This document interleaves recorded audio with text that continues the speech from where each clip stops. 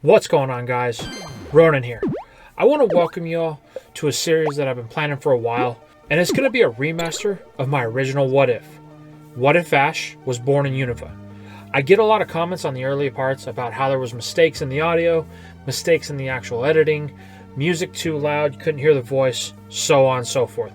So I thought that since how this What If is going to be coming to an end soon, that I would redo the first couple of parts so that way they're up to par with the other series standards. That way, the complete story will have the same smooth transition from part to part.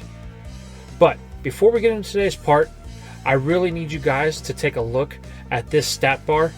If you look, 65% of you that watch my videos are not subscribed. So if you can do me a favor and just hit the subscribe button and turn on notifications so that you'll never miss an upload, that would really help out the channel a lot. But without further ado, let's get into the first part of the remastered series of What If Ash was born in Unova. I hope you enjoy.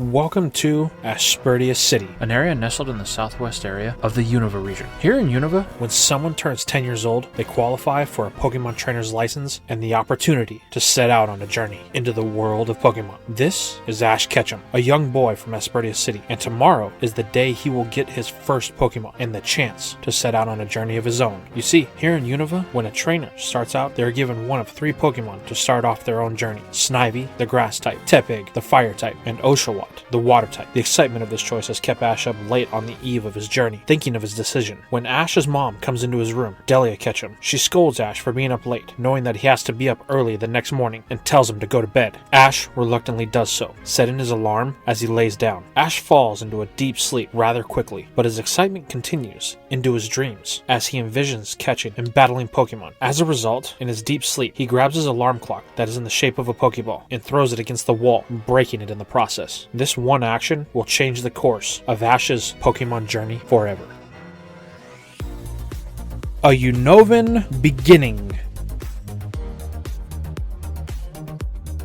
The next morning comes, and a young girl enters Asperdia City at the north. This is Bianca, and she is the assistant to the Pokemon professor of the Unova region, Professor Juniper. You see, normally new Pokemon trainers would travel to Novemba Town to collect their first Pokemon. But Bianca was out doing field research for Professor Juniper in Asperdia City, and considering the distance between Asperdia City and Novemba Town, Professor Juniper felt it would be better to have Bianca take the Pokemon to the new trainers. The scheduled place to meet is at Asperdia Lookout. Bianca arrives thinking she would have plenty of time to set up before the new trainer's arrival. But as she reaches the top of the lookout, Bianca hears, "Finally! I've been waiting here forever." Bianca is surprised and asks if the young man is one of the trainers here to get his first Pokemon. The trainer nods and says, "Hurry up, I ain't got all day." Bianca, thrown off by this boy's rudeness and impatient behavior, reveals the 3 Pokeballs and sends out the Pokemon. As she tries to introduce each one of them, the young trainer interrupts her and says, "I'll take that one," and grabs its ball. Bianca, stumped by the young boy, says, "Okay," as the trainer and his new Pokemon walk away without another word. Bianca thinks to herself, "I hope this isn't how the other 2 trainers are. He was so rude," as she starts to set up for them and their arrival. Some time passes, and the next trainer arrives. He approaches Bianca. Due to her previous encounter, she's not sure what to expect of this one. He introduces himself as Hugh, and he is very pleasant to deal with. Bianca, slightly relieved, sends out the 2 remaining Pokemon for Hugh to choose from. Hugh asks where the 3rd one is, and Bianca tells him about the trainer that she had met earlier on in the morning, and he responds, "That must have been Benga, the grandson of Alder. He's always like that. He's got a strong sense of entitlement and hates waiting on others." But Hugh digresses, and he proceeds to choose his Pokemon. Thanks, Bianca, and heads home to get ready for his Pokemon journey. A couple of hours pass, and Bianca is getting a little concerned. There were supposed to be 3 trainers to start their journey today, but only 2 have shown up. With her still being young, and this is the first time she's actually given out the starter Pokemon, she is starting to grow a little bit impatient. As well as the last Pokemon is starting to feel a little unwanted, as it thought that someone would have come to claim it by now. Then, a girl appears at the top of the stairs, and Bianca rushes over to her in excitement to finish her assigned task by the professor. What she fails to realize is that this is the wrong trainer.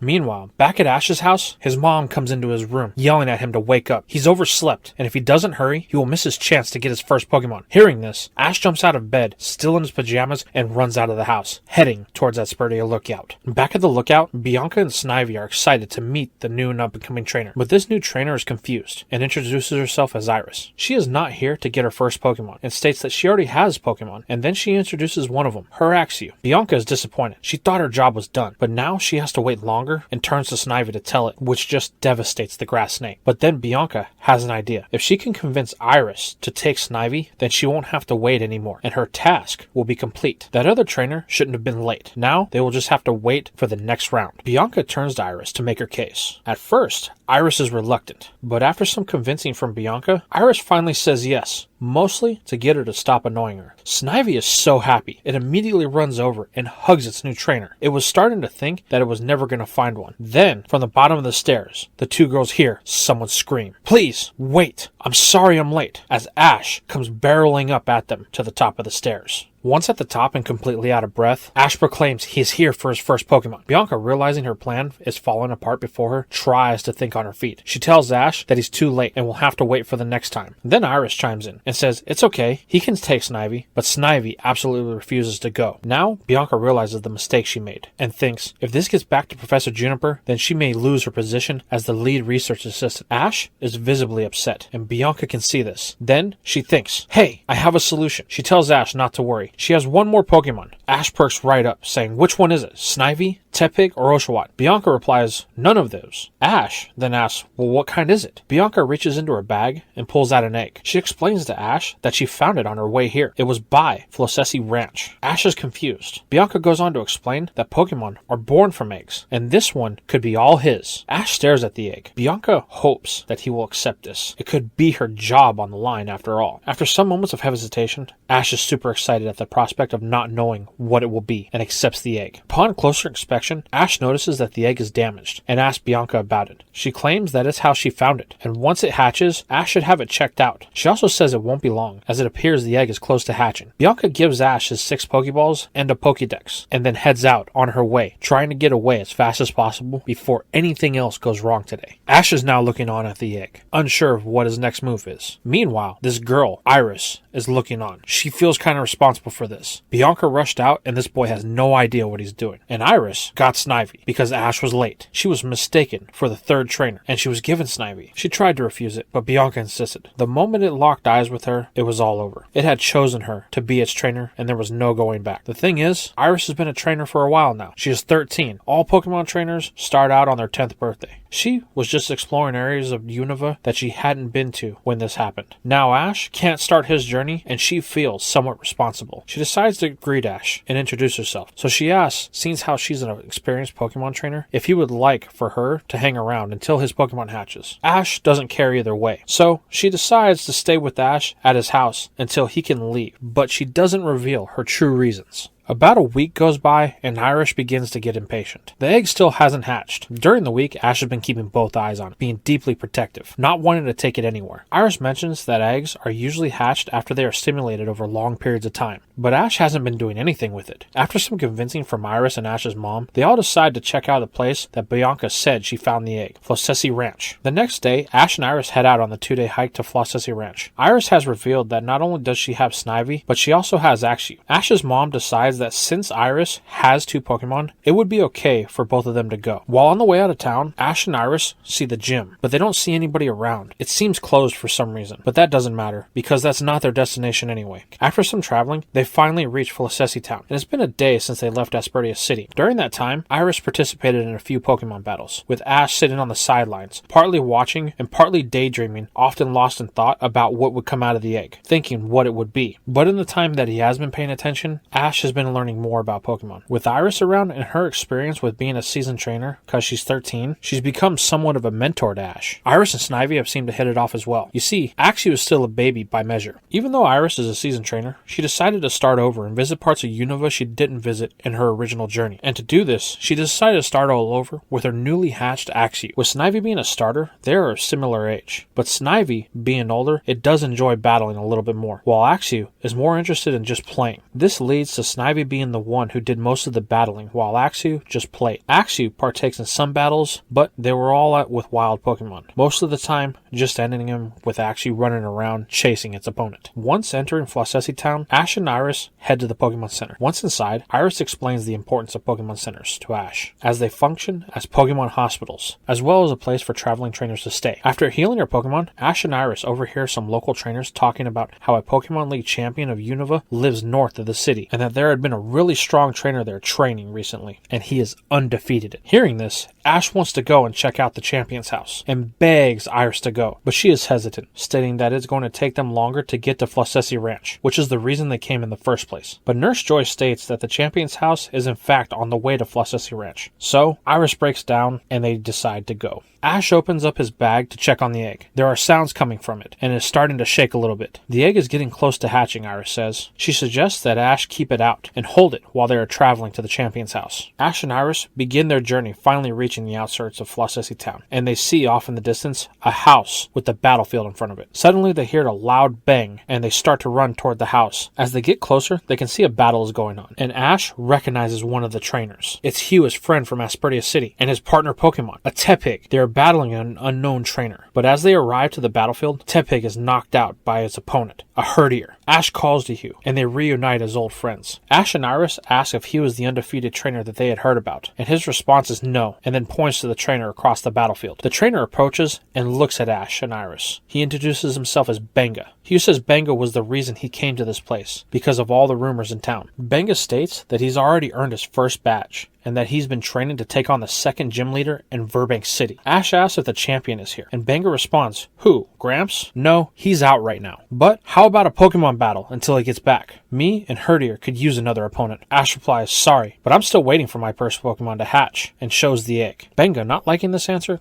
goes on to make fun of Ash, not only for not having any gym badges, but also for not having a Pokemon that can't battle. Then he goes on to state that since his grandpa is the champion, he has the best training and the best pedigree. He plans to replace his grandpa as the strongest trainer in Unova, and he has no time for trainers that are losers. But Benga does notice Iris and state she looks like a trainer that has some experience, challenging her to a battle. Iris isn't that fond of Benga's stuck-up attitude and accepts his challenge. Benga requests a 2-on-2, and Iris, having Axew and Snivy, agrees. Iris and Benga take their positions on the battlefield, while Ash and Hugh take a seat on the sidelines to watch the battle. Meanwhile, off in the distance, someone that our heroes are unaware of has taken notice to the battle and has chosen to watch from afar. Benga starts off with Herdier, and Iris sends out Axew. She's aware that Snivy has more experience, but wanting Axew to gain more experience due to the lack of it. Benga, in his confidence, gives Iris the first move. Iris tells Axew to charge in and use a scratch. Benga orders Herdier to dodge and to use Leer. Axew, still being a baby, thinks this is a game. It forgets about the battle and starts to give chase to Herdier around the battlefield as the Pupmon just continues to dodge. Iris keeps giving Axew commands, but it doesn't obey, and Benga gives Herdier the command to use Bite. Upon contact, Axew immediately starts to cry uncontrollably and won't respond to Iris's commands. Iris has no choice but to concede the battle and to go get Axew to console it. Once it stops crying, she sets it down with Ash and Hugh. All the while, Benga is becoming more impatient that she would even consider using a Pokemon like that to battle. Iris doesn't like Benga's attitude. She tells him that he shouldn't badmouth Axew like that, and she will win this battle. Benga doubts that and insists that Iris send in her second Pokemon to get this over with. Iris, frustrated with Benga's overconfidence, states her next Pokemon will put down his two Pokemon, and she will claim victory as she sends in Snivy. Benga gives a command to use Bite. Iris, noticing that Herdier has to get in close to use its moves, commands that Snivy use Vine Whip and to keep a distance. Herdier takes the Vine Whip, but still gets to get in with a Bite, causing Snivy to flinch. While Snivy recovers, Benga orders Herdier to use a workup. Iris orders Snivy to use a growth in response, as Benga commands for a takedown, but this misses, and Snivy counters with a Leaf Tornado. It makes contact and seems to have an added side effect on Herdier. Benga orders another takedown, while Iris orders Snivy to use growth, but Herdier's takedown fails to make contact again. Meanwhile, Ash and Hugh are fixated on the battle. You see, this is the first time Ash has seen Iris battle with this intensity, while he was impressed because he didn't even come this close during his battle with Benga. The two are so fixed on the battle that Ash doesn't even begin to notice that the egg is starting to shake uncontrollably, with the more intense the battle becomes. With the missed takedown, Benga orders a Leer that lands, while Iris commands for a Vine Whip that lands. The battle is about to reach its climax, as both Pokemon are starting to feel tired from the battle's intensity. With one final order each, Benga orders a takedown, while Iris orders Snivy to charge a Leaf Tornado, but to wait to fire it. Herdier gets closer and closer,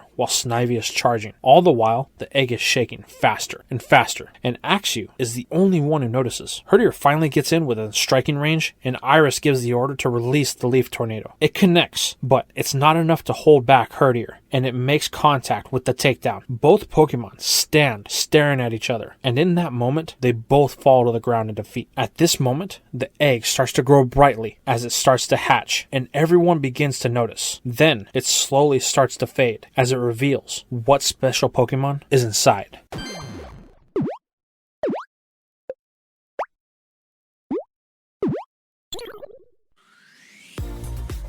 A thunderous encounter.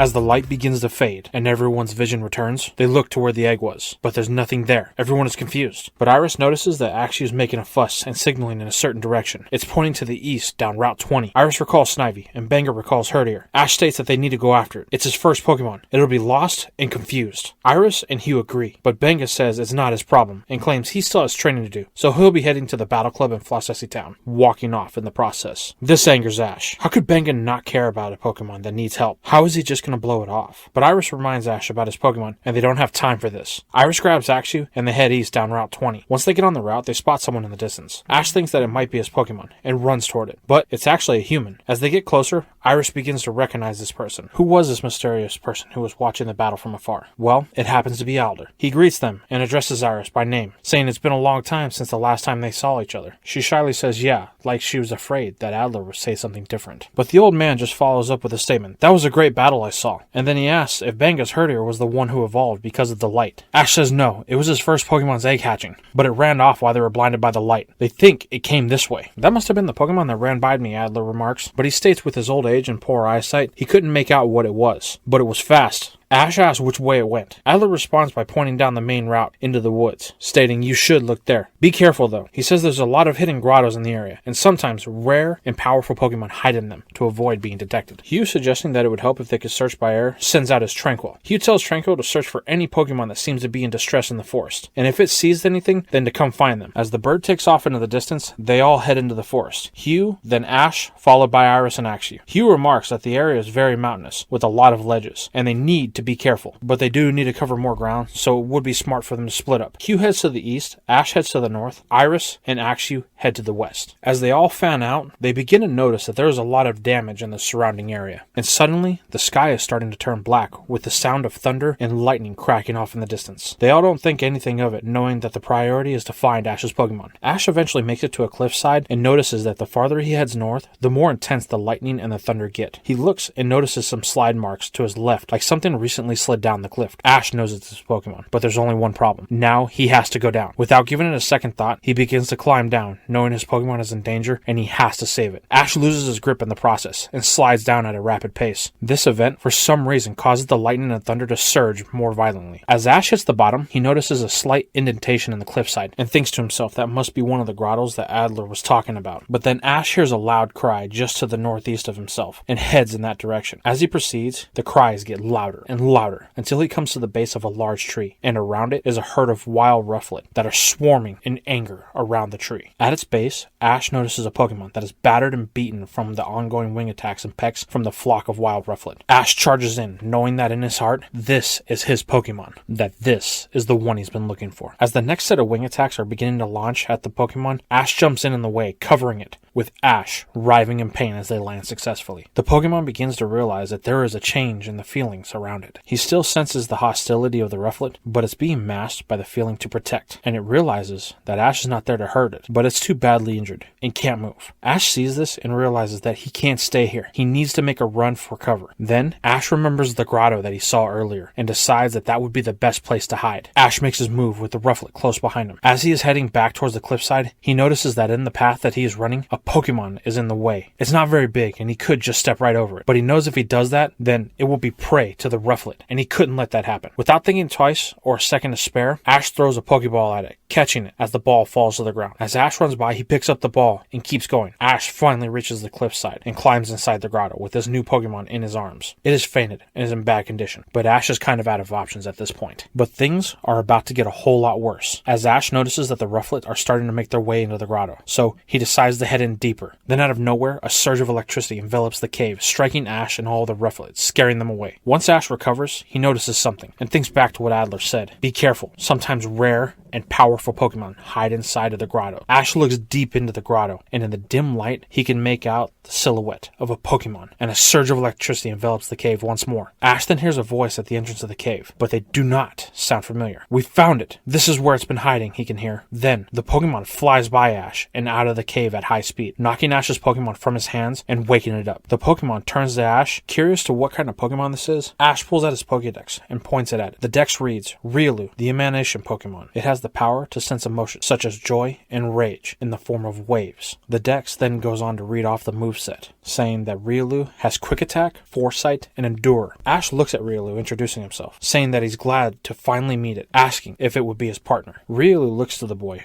unsure of what he's being asked, due to not knowing Ash or even what a partner is. But before Ash can get an answer, a loud explosion rings from outside the grotto, and Ash realizes that they can't stay here. But Riolu is too injured to be moved. It can't even stand up right now. But then Ash remembers, if he puts Riolu into a Pokeball, then he can move it without risking any further injury. When presented with this idea, Riolu refuses, and Ash tries to force it on it, saying that it's for its own safety. Riolu doesn't like this, and immediately runs for the entrance of the cave. Ash follows in a panic. Once outside, Ash and Riolu are stopped in their tracks by what they see. A large Pokemon in the sky attacking these humans that are dressed like something out of an old spy movie. But one Pokemon trainer among them appears to be fighting the others, telling them they need to leave Thunderous alone. At the same time, Ash hears his name and looks up to see Iris and Hugh. They head to the bottom of the cliffside as quickly as possible. Hugh recognizes the trainer that is battling by himself. It's Sharon, the Aspertia gym leader. Hugh and Iris rush to Ash's side, seeing the Pokemon with him. He introduces Riolu as they comment that it's a bit beat up. Ash then goes on to explain what happened, while Sharon, recognizing Hugh and Iris, pushes to their side and asks for their assistance in dealing with these criminals. Team Plasma. This makes Iris flinch because of her familiarity with them, as Sharon explains who they are and that they've been hunting Thunderous. There are 5 Team Plasma members here, and Sharon is asking if the 3 of them can help protect Thunderous and take out the rest of the Team Plasma members. They agree, but Hugh and Iris tell Ash not to use Riolu due to its poor condition. Ash tells Riolu to stay behind him to stay safe, but tells Iris and Hugh that he won't be sitting this battle out, as he pulls out the Pokeball with the Pokemon he had caught earlier, stating he caught another Pokemon and he will be using it for this battle. Ash throws the ball to reveal a new Pokemon. Ash uses his Pokedex to learn about Sewaddle, and he learns his moveset in the process: Tackle, String Shot, Bug Bite, and Razor Leaf. Iris uses Axew, and Hugh sends out his Tepig, while Sharon keeps using his own Pokemon, Herdier. Sharon is easily able to take down one of the grunts, being a gym leader, while Ash uses a combination of String Shot, Bug Bite, and Razor Leaf to take out his. But Iris and Hugh are struggling.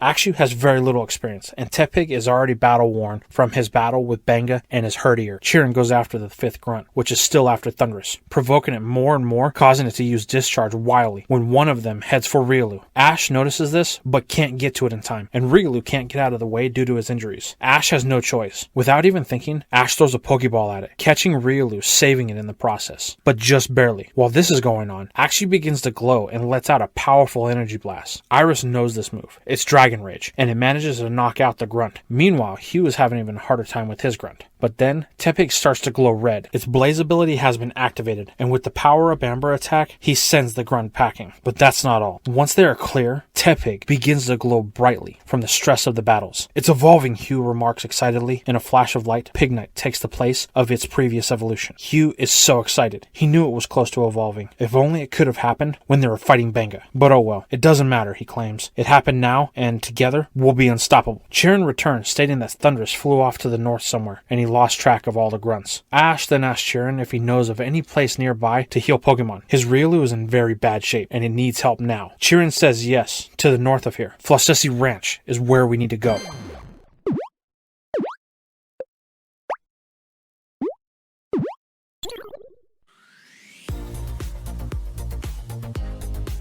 The Blind Truth.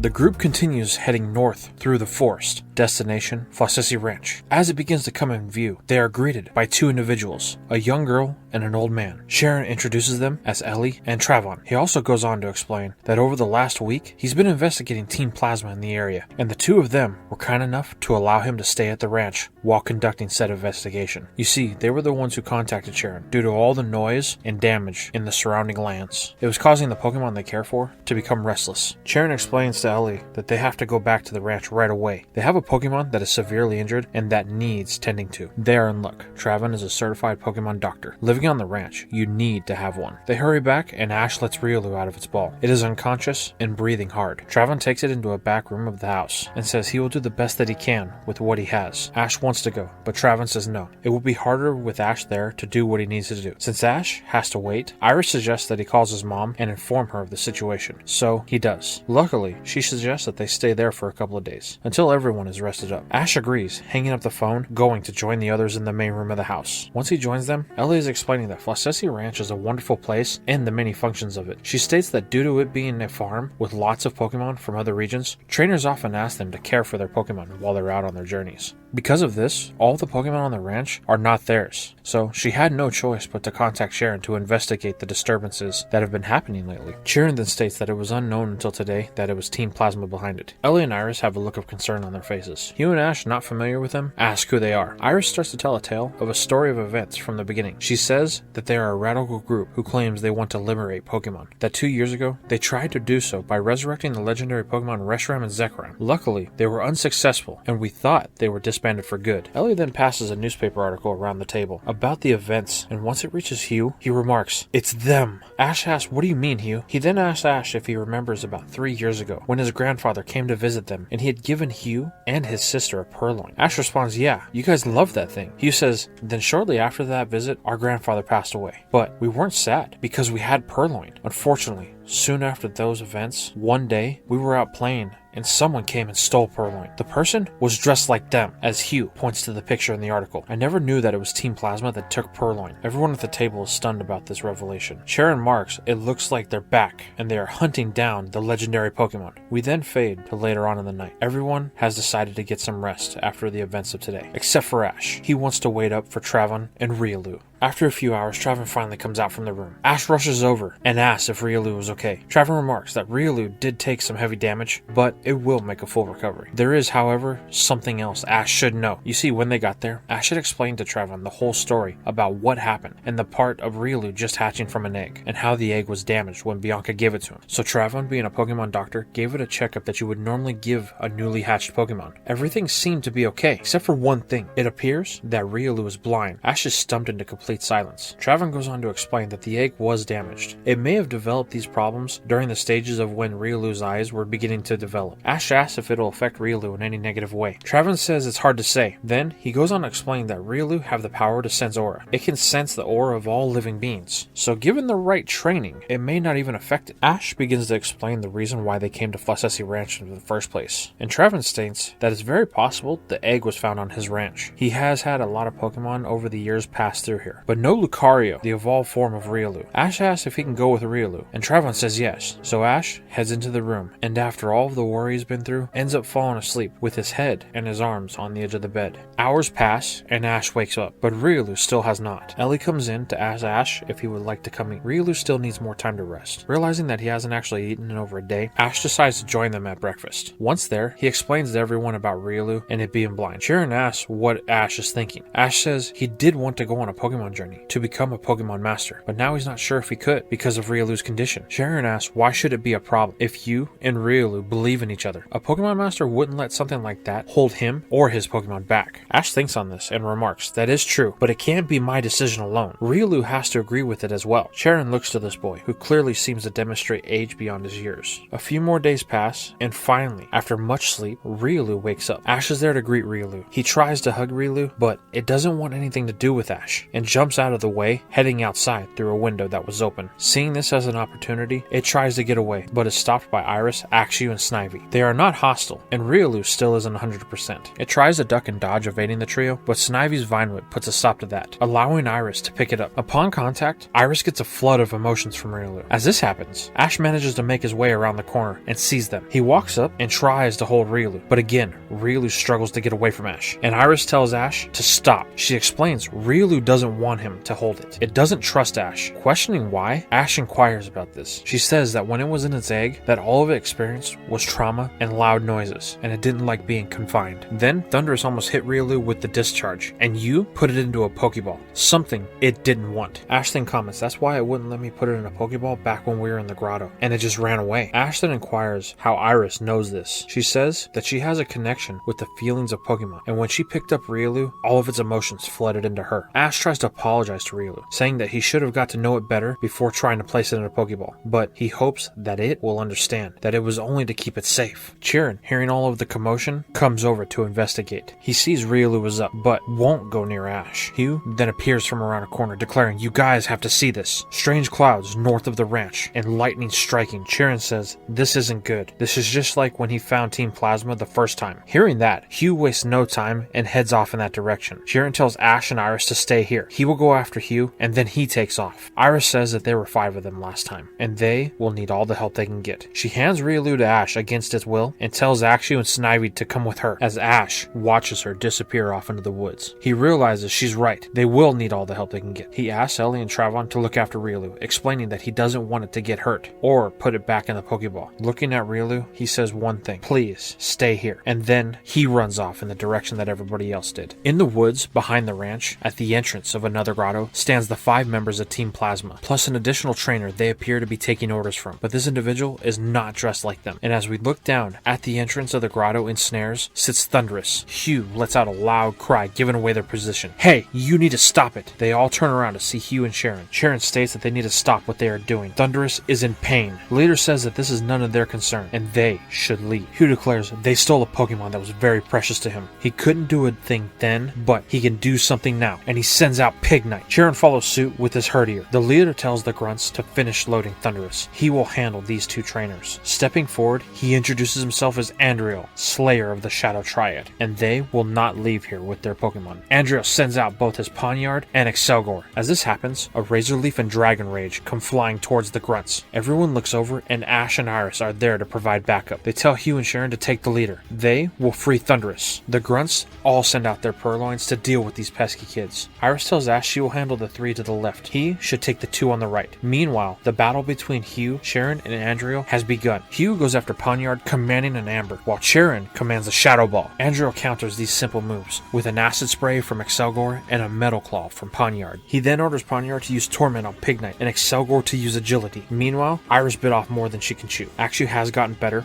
but it can't stand up to attacks from multiple foes, and has taken heavy damage from the 3 Purloin. But Ash is in a different boat. Sawato seems to be well equipped for battling multiple opponents. With a String Shot to bind his 2 Purloins, he then calls for a Razor Leaf, and because his opponents can't move, the Razor Leaf hits with a critical hit, knocking both of them out. Ash and Sawato then join Iris and Axew, but as their battle starts, Sawato begins to glow. The double knockout was enough to push it into evolving, and now we have Swadloon, and with a new evolution comes new moves. Just in time too, because the Purloin are attacking. Ash tells Iris to have Axew get behind Swadloon, and to wait till he gives the signal. So it does, and Ash commands to use a Protect. Now none of them can get through. The grunts then order another attack, and Ash counters with a Grass Whistle. All the Purloins are beginning to get drowsy. While this has been going on, Axew has been charging a Dragon Rage behind Swadloon. With a command from Iris, Axew lets out a Dragon Rage powerful enough to knock out the Purloin. Meanwhile, Sharon and Hugh are in deep. They've been pushed back with a Metal Claw and a Sludge Bomb. Pignite and Herdier are down. This leaves Ash and Iris to jump in to help. Iris orders a Dragon Rage on Pawniard, and Andriel counters with the Metal Claw. The 2 moves collide, causing an explosion, knocking them both out. Now it's just Ash's Swadloon versus Andriel's Excelgor. Ash orders a Razor Leaf, and because Excelgor used agility earlier, it's much faster, causing the attack to miss. Andriel then orders a sludge bomb, and Ash counters it with the protect. The two seem to be at a stalemate. Ash then orders a bug bite, and as Swadloon gets in close, it is met with an acid spray, lowering its defenses. Andriel orders another sludge bomb. Ash tries to counter with protect, but it fails, and Swadloon gets hit. Do you know why they call me the Slayer of the Shadow Triad? Andriel begins to brag. Because I cut down trainers and take their Pokemon. With that, he orders a full power energy ball to be launched at Swadloon. Ash covers Swadloon with his body, declaring he won't let it get hurt. The energy ball is then launched and connects with an explosion. Everyone can't believe it. Andriel tells everyone, your friend needs medical attention. If you leave your Pokemon, I will allow you to go and take him. As they all look on, you can hear from the smoke. I don't think so, Andriel. He looks over. As the dust settles, you see Ash standing there with Riolu by his side. Riolu had followed them, and after watching Ash do the same for Swadloon that he had done for it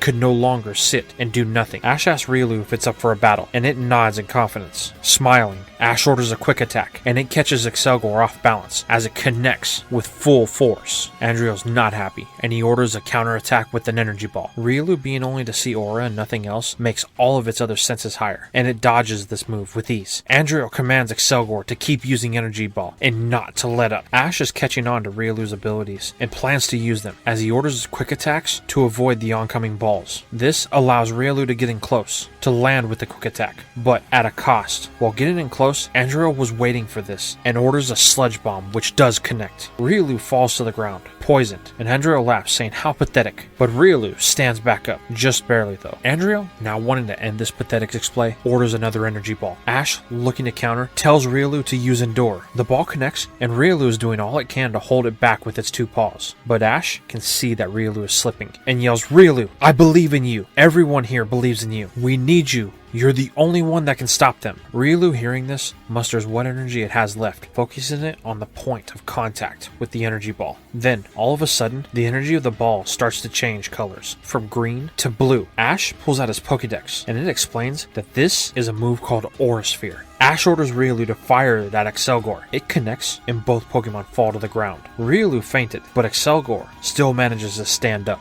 Andriel at this point can do nothing but laugh, telling them that they had their chance, and orders another sludge bomb. But just then, a gust of wind and a surge of electricity surrounds Andriel. Looking back, it's thunderous. Andriel, wondering how, looks to the bottom of the net to see Snivy. You see, when Ash and Iris arrived, Iris told Snivy to free Thunderous while they distracted Team Plasma. Now it's free and pissed off. Thunderous attacks Excelgor, knocking it out. With no other choice, Andriel orders a retreat and tells them that they haven't seen the last of Team Plasma. With the threat gone, Thunderous flies off in search of a new place to rest. Everyone returns to the ranch with a job well done to get some food and have their Pokemon looked at by Travon. The next day, with the threat of the area cleared, Chirin heads back to the gym, and Hugh heads off to Flossessi Town, saying he's going to train at the Battle Club before challenging for his second badge. It's at this point Ash asks Riolu again if it would be his partner. He says that he will never force it into a Pokeball again, and will always consider Riolu's feelings going forward. After much thought, Riolu accepts and joins Ash. Travon tells Ash that as he leaves, if he would like, since he's going on a Pokemon journey, that he could leave his extra Pokemon here until he needs them. Ash says he would like that, and with that, Ash and Iris head back to Aspersa City, Ash hoping to earn his first gym badge once he arrives.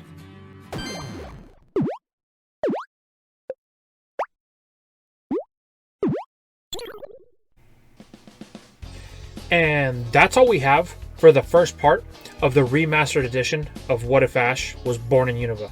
I hope you guys really enjoyed this updated style with the updated audio and the updated music. This is something that I've been wanting to do for a while. Even though I am proud of where I am, when I look back at them, it shows the amount of progress that I've made. But I really wanted to put out a better product than those. I've always known that I was capable of it, and now that I have the ability to, this is just something that I've been wanting to do. So with all that being said, let's thank the sponsors of today's video, the patrons.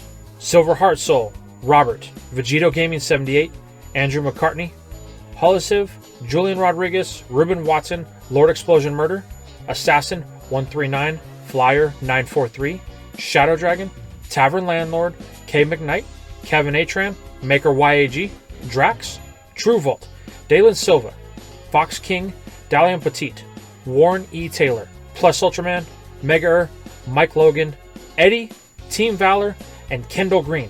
Thank you all very much for watching, and I will see you in the next video.